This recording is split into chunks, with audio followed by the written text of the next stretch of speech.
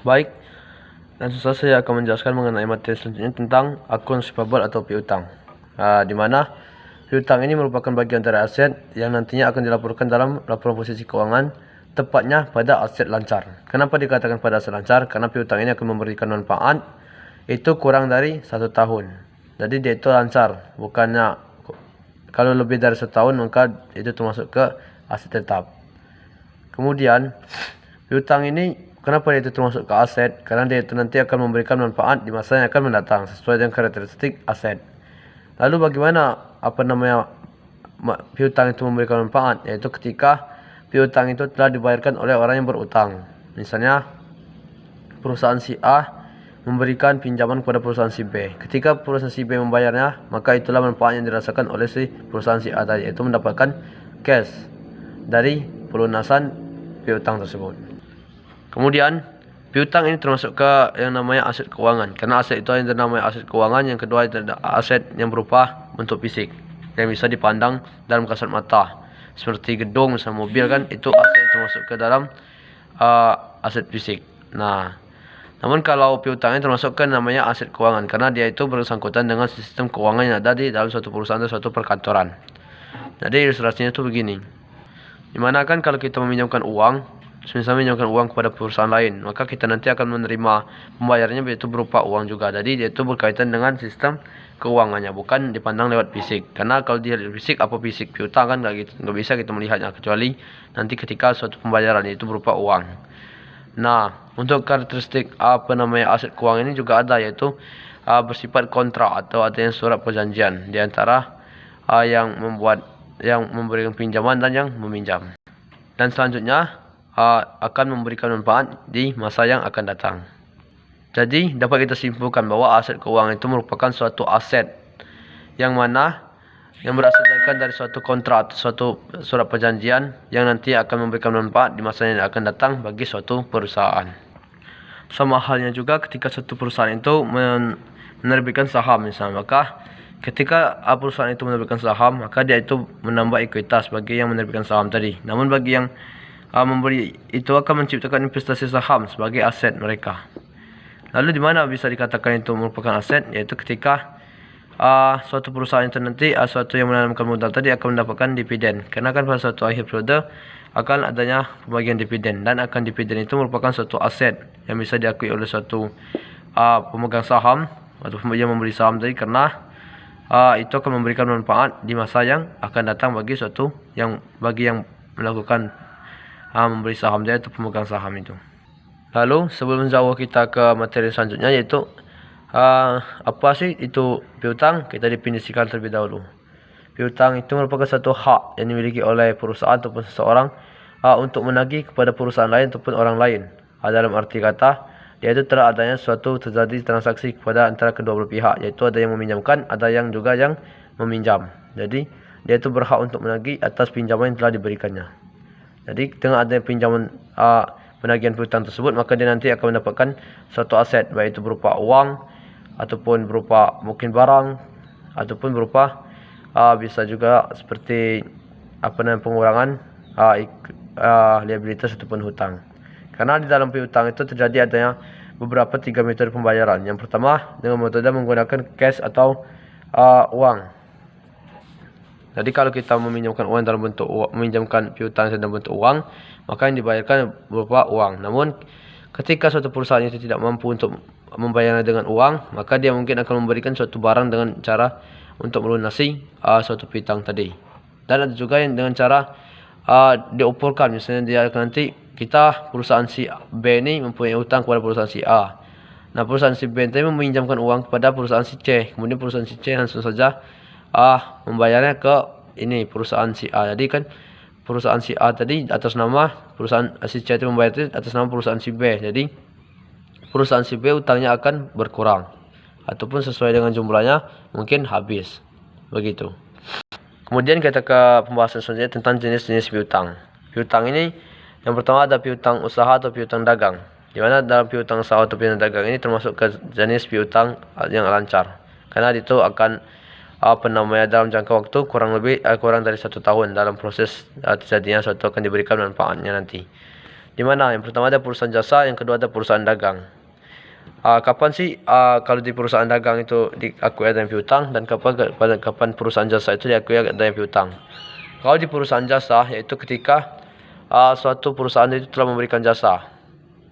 Jasa itu telah diberikan kepada pelanggan ataupun perusahaan lain, namun jasa itu belum dibayar oleh mereka. Oleh karena itu termasuk sebagai piutang.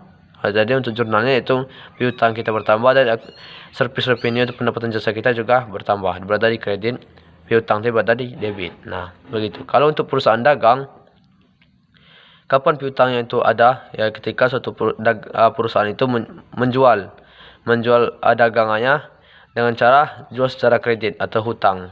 Jadi dengan adanya penjualan secara hutang tadi, dapat dikatakan itu nanti menjadi piutang bagi suatu perusahaan yang menjual, dan yang membeli tadi akan mempunyai hutang kepada perusahaan yang menjual tadi. Nah, nanti pas mereka itu akan membayar, maka akan diakui adanya suatu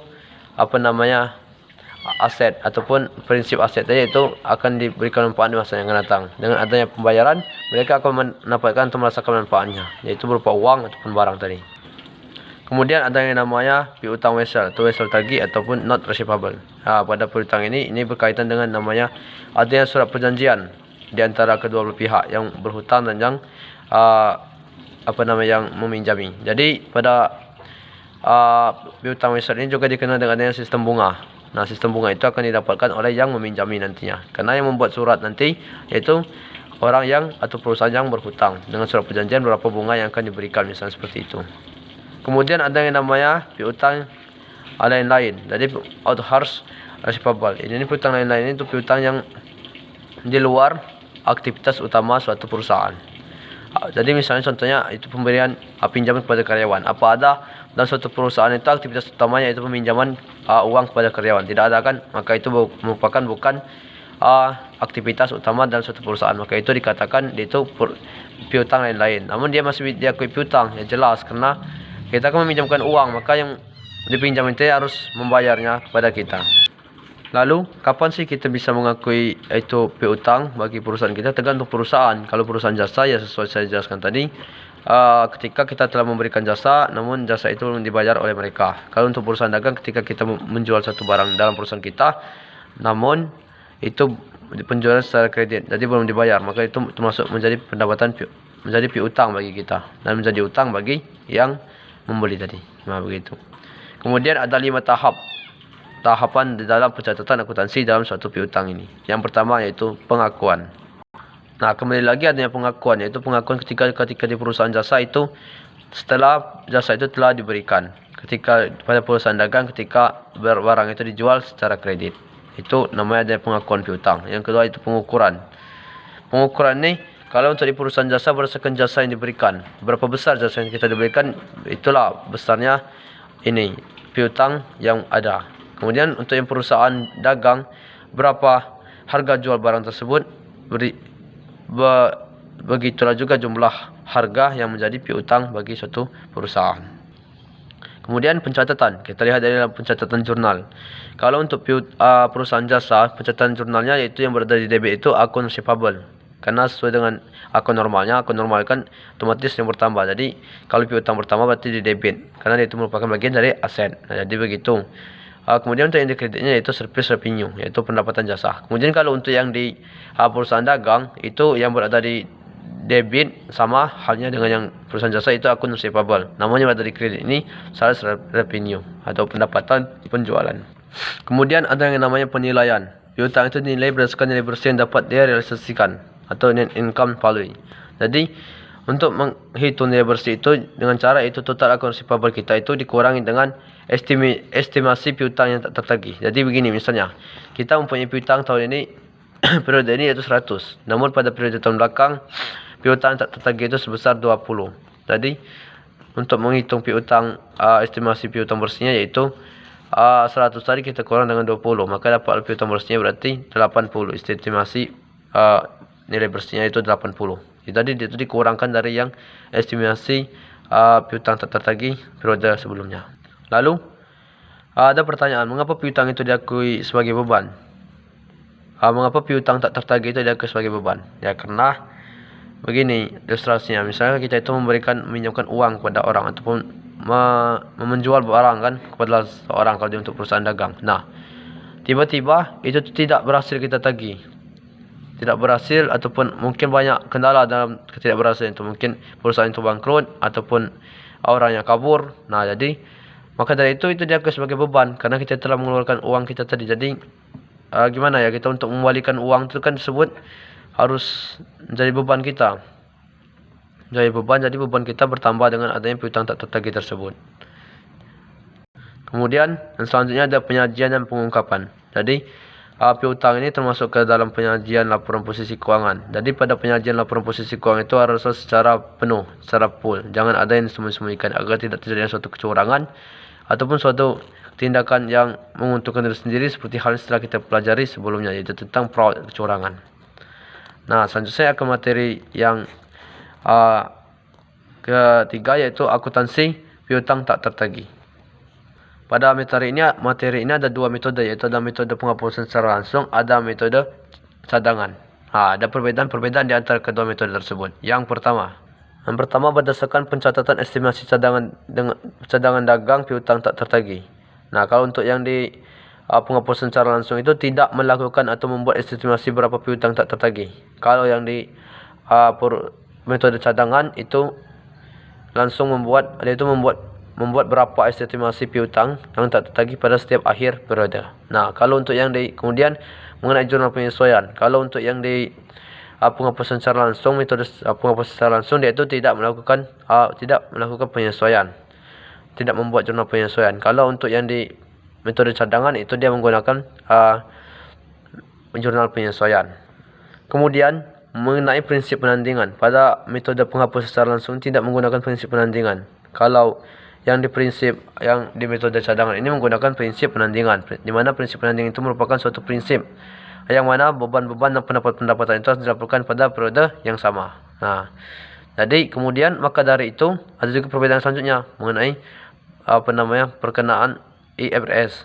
Jadi kalau untuk yang di metode penghapusan secara langsung ini, dia ini tidak diperkenalkan oleh IFRS. Kalau untuk yang di metode cadangan itu diperkenalkan oleh IFRS.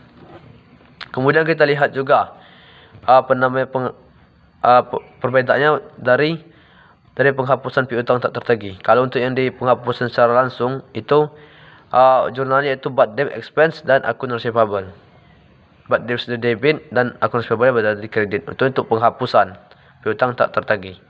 Kenapa bad debit card expense? Karena piutang yang tak tertagih itu kita akui sebagai beban.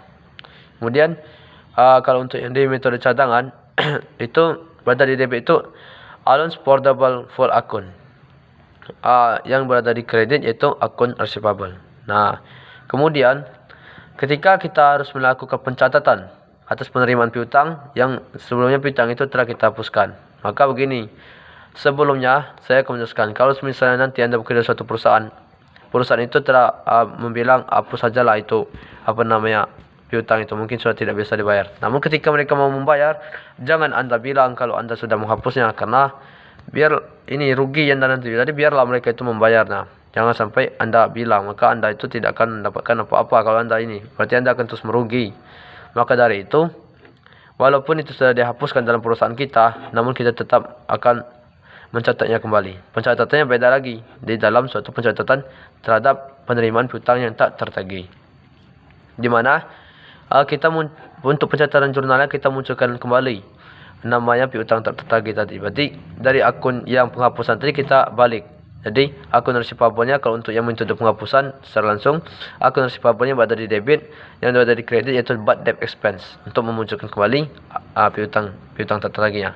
Kemudian dengan ada pembayaran tersebut, maka akan adanya cash. Jadi cash kita bertambah di debit dan akun receivable kita berkurang. Kemudian begitu juga untuk yang di metode cadangan, berbeda pada metode penghapusan tadi. Untuk memunculkan kembali piutang tak tertagih yaitu akun receivable-nya berada di debit, yang berada di kredit yaitu allowance portable account. Nah, jadi untuk ketika suatu itu sama halnya ketika setelah dibayar itu cash-nya juga bertambah, dan yang berkurang itu akun receivable. Kemudian di mana pada metode penghapusan secara langsung ini piutang tidak disajikan sebesar nilai bersihnya yang dapat direalisasikan. Kenapa? Karena Nilai bersih itu didapatkan dari piutang itu dikurangi dengan cadangan piutang tak tertagih. Jadi apakah dalam metode penghapusan secara langsung ini menghitung metode cadangan piutang tak tertagih? Tidak kan? Maka dari itu pada metode penghapusan secara langsung ini tidak menyajikan nilai bersih yang dapat direalisasikan. Beda dengan yang metode cadangan. Kalau yang metode cadangan itu dia tu piutang itu dihitung berdasarkan nilai bersih yang direalisasikan. Karena kenapa? Karena mereka menetapkan atau menghitung cadangan piutang tak tertagihnya. Jadi beda dengan yang penghapusan secara langsung tadi, dia itu tidak menghitung cadangan piutang tak tertagih. Nah, mungkin itu ada beberapa yang insya Allah bisa kita pahami mengenai perbedaan-perbedaan dari metode penghapusan secara langsung dan metode cadangan. Selanjutnya kita ke namanya estimasi piutang tak tertagih. Ada juga di sini ini namanya prinsip matching atau penandingan. Di mana pada prinsip ini prinsip yang saya jelaskan tadi, pendapatan dan beban-beban yang berada pada periode tertentu itu harus dilaporkan pada periode yang sama. Jadinya kalau misalnya pendapatan pada bulan Januari dan beban-beban pada bulan Januari dan kita melakukan laporan posisi keuangan itu per bulan, jadi kita melaporkannya pada ujung bulan Januari laporan pendapatan beban-beban tersebut. Kemudian dasar dilakukan estimasi itu yaitu adanya pengalaman dan antisipasi perubahan kebijakan kredit, tetapi masih harus dibuat jurnal penyesuaian. Jadi itu dasar dilakukan estimasi itu yaitu adanya pengalaman dan antisipasi perubahan kebijakan kredit, tetapi masih harus kita lakukan jurnal penyesuaian. Lalu kan piutang tak tertagih itu akan merugikan suatu perusahaan kita. Lalu bagaimana agar kita tidak terjadi piutang tak tertagih pada perusahaan kita? Kita harus meneliti terlebih dahulu, harus mengetahui terlebih dahulu, harus kita periksa dulu siap bagaimana latar belakang, apa pengalaman dan apa sih kejadian-kejadian sebelumnya yang ada pada perusahaan tersebut yang akan meminjam uang kepada kita, ataupun orang tersebut yang akan meminjam uang kepada kita. Kita harus mengetahui dulu dari laporan posisi keuangan mereka kalau dari perusahaan. Apakah laporan posisi keuangan mereka ini bersih, maksudnya tidak ada hutang atau apapun. Kalau pada perusahaan tersebut masih banyak hutang, maka sebaiknya Anda tidak perlu memberikan piutang kepada mereka, karena takutnya nanti mereka tidak juga membayar kepada perusahaan Anda. Kemudian dilihat dari sistem kejadian-kejadian, pengalaman-pengalaman pada mereka. Mungkin banyak terjadinya satu piutang dibawa kabur. Nah, jadi maka dari itu Anda harus menelitinya terlebih dahulu. Kalau memang banyak kejadian yang menjengkelkan atau memang tidak baik untuk diberikan, maka nggak usah memberikan piutang tersebut. Begitu juga walaupun dengan orang. Kalau orang itu telah sering untuk mencuri misalnya ataupun meminjam namun nggak dikembalikan, maka nggak usah juga dipinjami. Nah, begitu. Selanjutnya ada yang namanya metode untuk menentukan estimasi cadangan piutang tak tertagih. Yang pertama itu adalah metode presentasi penjualan kredit bersih, percentage of saldo. Di mana pada metode ini saldo awal dari akun cadangan piutang tak tertagih itu tidak mempengaruhi nilai cadangan piutang tak tertagih yang akan dicatat dalam jurnal penyesuaian. Beda halnya dengan yang metode presentasi piutang. Karena kalau pada metode ini saldo dari awal dari akun cadangan piutang yang tak tertagih itu mempengaruhi nilai cadangan yang akan dicatat pada jurnal penyesuaian. Jadi kalau yang ini nih, presentasi piutang ini dia mempengaruhi saldo awal akun cadangan piutang tertagih itu mempengaruhi nilai cadangan yang akan dicatat pada jurnal penyesuaian. Kalau yang di metode presentasi penjualan ini tidak mempengaruhi jurnal penyesuaian. Kemudian perbedaan yang kedua yaitu di mana cadangan piutang tak tertagih ini kalau untuk metode presentasi penjualan itu dihitung dengan mengalihkan estimasi presentasi piutang tidak tertagih dikalikan dengan jumlah penjualan kredit bersih. Jadi dikalikan estimasi presentasi piutang yang tak tertagih itu dikalikan dengan jumlah penjualan kredit bersih. Nah, dikalikan seperti itu. Kalau untuk yang di metode presentasi piutang, itu cadangan piutang yang tertagih itu dihitung dengan mengalihkan estimasi piutang tidak tertagih dikalikan dengan jumlah piutang. Ini dikalikan dengan jumlah piutang. Kalau yang tadi dikalikan dengan jumlah penjualan kredit bersih. Jadi itu bedanya antara kedua metode tersebut. Jadi kita kembali lagi sebelum ke materi selanjutnya. Kalau misalnya Anda itu akan memberikan piutang, Anda harus mengetahui dulu latar belakang dan pengalaman dari suatu yang akan diberikan tersebut. Lihat dari laporan posisi keuangan pada debit dan kreditnya. jika memang banyak utang-utang yang belum dibayar, maka sebaiknya Anda tidak meminjamkan uang kepada perusahaan tersebut. Karena takutnya nanti banyaknya piutang tak tertagih tersebut, maka perusahaan Anda akan mengalami rugi. Karena piutang tak tertagih tersebut akan menjadi beban, dan kemudian susah akan mengembalikan karena kita telah memberikan uang namun tidak ada kembaliannya. Jadi uang kita itu teranggap terbuang oleh sia-sia saja. Jadi maka dari itu harus penuh ketelitian dan diidentifikasi terlebih dahulu sebelum melakukan ataupun memberikan piutang tersebut. Yang terakhir, pada piutang ini, akun resiprabel ini ada yang namanya rasio pada bagian piutang. Di mana yang pertama dia rasio perputaran piutang. Rasio perputaran piutang ini menunjukkan berapa kali secara rata piutang yang dimiliki itu dapat tertagih. Ini menunjukkan berapa kali secara rata-rata piutang yang dimiliki itu dapat tertagih. Jadi pada metode ini atau rasio ini yang bagus itu merupakan yang tinggi, bukan yang rendah. Kalau penagihnya itu secara tinggi, maka dapat dikatakan berarti penagihan dalam terhadap piutang itu efektif. Namun kalau rendah, berarti penagihan terhadap piutang itu kurang efektif. Kemudian ada namanya rasio rata-rata umur piutang. Pada ini berapa hari dimulai dari berapa hari mulainya piutang itu sampai ke hari apa piutang itu dapat ditagih. Nah, jadi kalau ini semakin singkat, maka semakin efektif berarti penagihnya. Namun kalau semakin panjang, semakin lama, maka kurang efektif. Karena begini, kalau kita memberikan piutang kan, nah, orang melunasnya itu dalam waktu jangka yang singkat. Berarti kita melakukan penagihan itu efektif. Karena kalau semakin lama, akan lebih besar kejadian misalnya yang bisa menimbulkan piutang tak tertagih tersebut. Namun kalau misalnya dalam jangka waktu yang singkat itu telah dibayarkan, berarti perusahaan Anda tidak akan mengalami rugi. Maka Anda akan mendapatkan suatu manfaat tadi, yaitu berupa cash ataupun barang.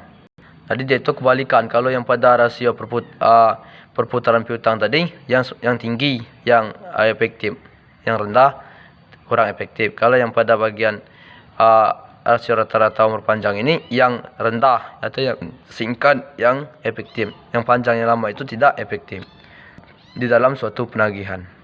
Selanjutnya saya akan menjelaskan mengenai piutang wesel atau notes receivable.